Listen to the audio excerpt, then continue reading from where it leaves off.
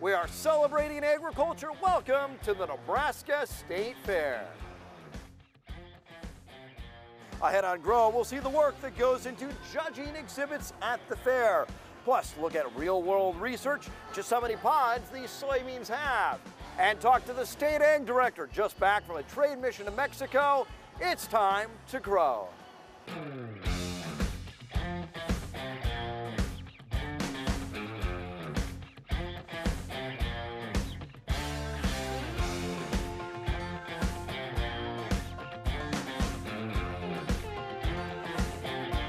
Welcome to Grow, on location at the State Fair. Our top story this week, Nebraska ag leaders return from a trip to one of our most important trade partners.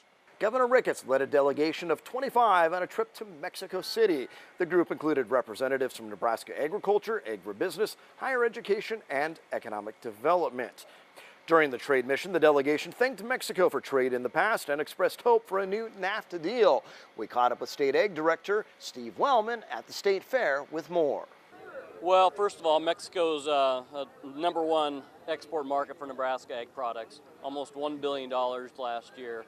#1 customer for corn, dairy, wheat, sweeteners, so definitely a key market, but also our neighbor, and we have a long-term relationship with them. So the takeaway is that we said thank you to them for their past business, and we asked, what more can we do to continue to do trade and grow that trade. You know, there's talk of getting that modernized NAFTA deal done pretty soon. I'm sure they're optimistic or hopeful, I suppose, that gets done soon. That would be in everyone's best interest, I'm guessing.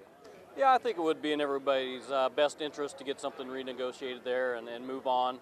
It was talked about quite a bit, but I think it was positive discussion all the way around from both sides and from everybody involved, so we hope to get a conclusion to that soon. Governor Ricketts praises the EPA for timely release of ethanol targets, but pushes the agency to do more. In a letter to the Environmental Protection Agency, Ricketts commended the EPA for delivering its renewable fuel standard proposal on time. The governor pointed out ethanol supplies are plentiful and lower cost than gasoline. He also continues the push for E15 to be sold year-round. Ricketts also called on the agency to be more transparent with its use of waivers for oil refineries, and then to make sure the waivers don't erode the 15 billion gallons required by the RFS. EPA violations at an AGP facility in Hastings results in a settlement. It requires the company to take steps to limit pollution after inspectors found violations at the soybean plant in Hastings and other facilities in the Midwest. AGP is adding $200,000 in monitoring equipment. AGP will also be required to pay a civil penalty of $500,000. The State Fair shows off Nebraska at its purple ribbon best. People competing, of course, here in the livestock arena, but so many 4-H exhibits. I got a closer look this past week.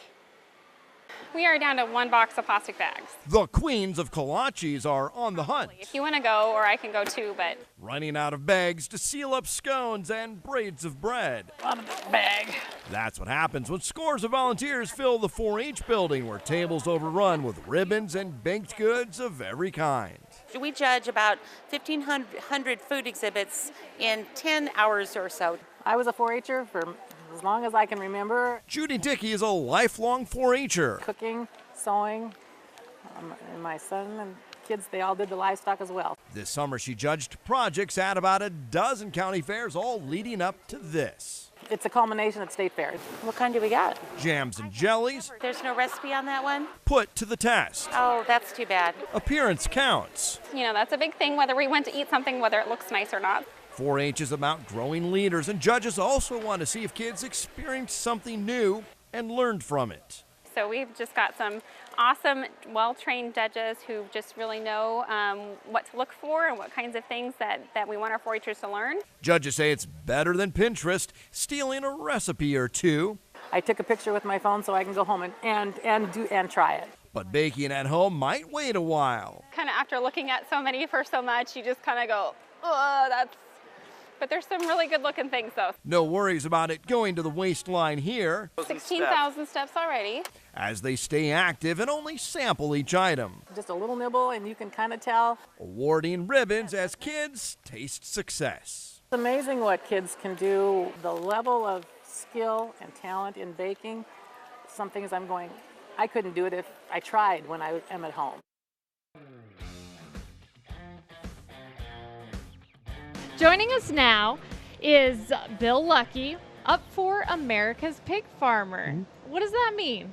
Well, basically, America's Pig Farmer is someone promoting the pork industry, but also trying to tell people what we do.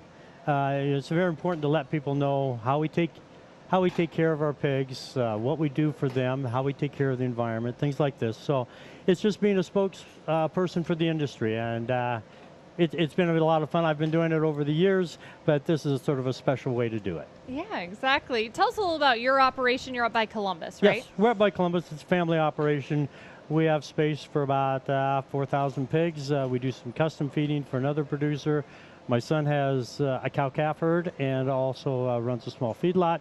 And 3 boys are involved in our operation, and they all have sort of off-farm but ag-related jobs also. So they're all able to help out at certain times, which is very nice for me. It's a lot of fun to have your kids working with you. So it's been a lot of fun. Yeah, exactly. Are there misconceptions when you're talking to people about your industry? You know, you're talking to people. Are there things that you see that people don't really understand? Yeah, it seems like a lot of people don't understand why we keep pigs inside and why we don't necessarily want them to come in. I'll give tours in my operation any time. If they want to come to my farm, I'll give them a tour, and it's great just to see. You know, we explain what we do in the barns, and then they understand. Okay, now I know what you're doing, and it's mainly to keep the pigs healthy that we don't want to have people walking in and out of our buildings all the time. But as far as showing them what we do, it's great. I love showing people what we do in our operation, in our farm. It's great. Up next, a local co-op grows its own. We'll see what their research has shown, and later, how big is it? We'll look at some of the tallest corn around.